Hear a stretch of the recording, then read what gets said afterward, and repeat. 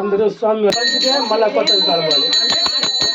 సర్వం లోకం దేవం వందే జగత్ నమస్కారిదాగ్రే మహాదేవతాభ్యో నమః భగవతే లంబోదరాదిభ్యం దేవీభ్యో నమః. ఓం నమో రౌపాధిపతస్య దేవాని రూపస్య దేవీభ్యో నమః. ఓం శ్రీ హ్రైం క్లీం గం గం గణరూపాధిపతస్య శ్రీ మహాగణపతి పూజాదిదేవతాభ్యో నమః. అష్టోత్తర శతనామావళి పూజాం కరిష్యే. అష్టలంబోదరం దేవాదిదేవతాభ్యో నమః. ఇప్పుడు ఇంతసేపు మనం స్వామివారికి అభిషేకం చేశాము, అష్టోత్తరం చేశాము, మీ గోత్రనామాలతో అర్థం చేశాము. అన్నీ అయిన తర్వాత ఇప్పుడు స్వామివారికి మహామంగళ హారతి అంటారు.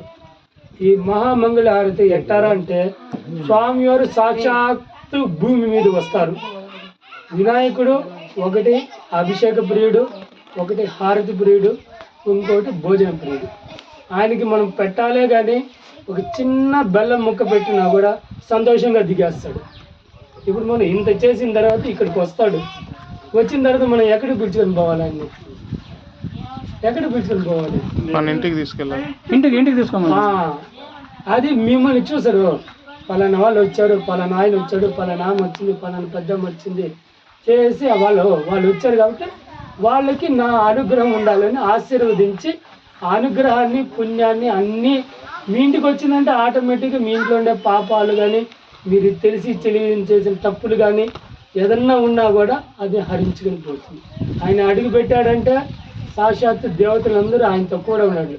ఆయన వచ్చాడు అనుకోండి శివుడు వస్తాడు, శివుడు వచ్చాడు లక్ష్మి పార్వతీదేవి వస్తుంది, పార్వతీదేవి వచ్చిందనుకో మా వదిన వెళ్ళింది నేను వెళ్తానని మహావిష్ణువు వస్తాడు. భర్త వెళ్ళిన తర్వాత భార్య ఉంటుందా? కనుక నేను వస్తాను, మహాలక్ష్మి అనుగ్రహం కలుగుతుంది. దీన్ని రకాలు ఉన్నాయి.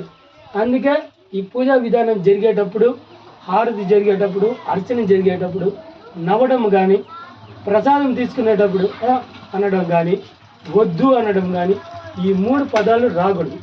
వద్దు అన్నా కూడా తీసుకునేసి వేరే వాళ్ళకి ఇవ్వండి, లేదా తీసుకోకుండా ఉండండి.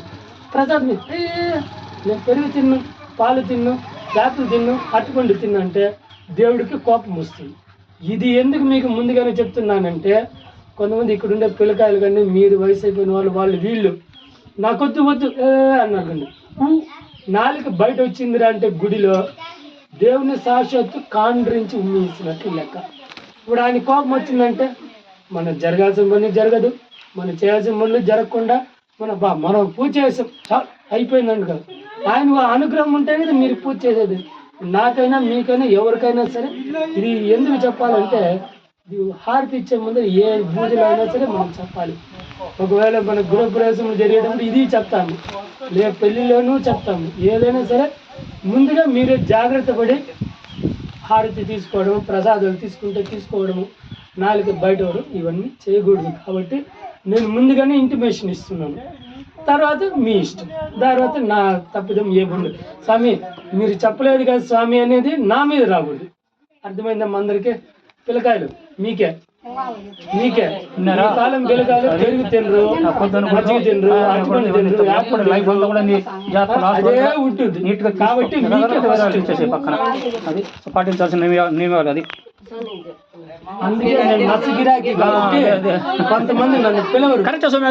కూడా నేను వెళ్ళను. మంచి స్వామి చెప్పాడనేసి ఇక్కడికి వచ్చింది. మీరు బాగా చెప్పారు మొత్తానికి. చాలు చాలు. ఓం శ్రీ హరిధరస్వరాదిభ్యం దేవాని రూపస్య దేవతాభ్యో నమః. ఓం గణనాం గణపతిర్నిధన్నామృతాదయాత్ శ్రీమన్మహాగణపతే పరమపదే శుభవతే సర్వేశ్వరాంజలి దేవతాభ్యో నమః. శ్రీ గణరూపధరం దేవతాభ్యో నమః.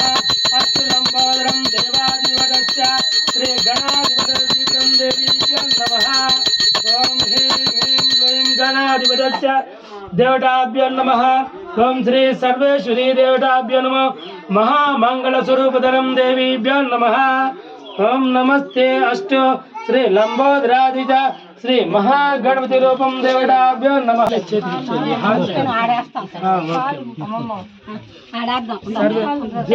నన్ను తాకుండా మీరు చేయాలి.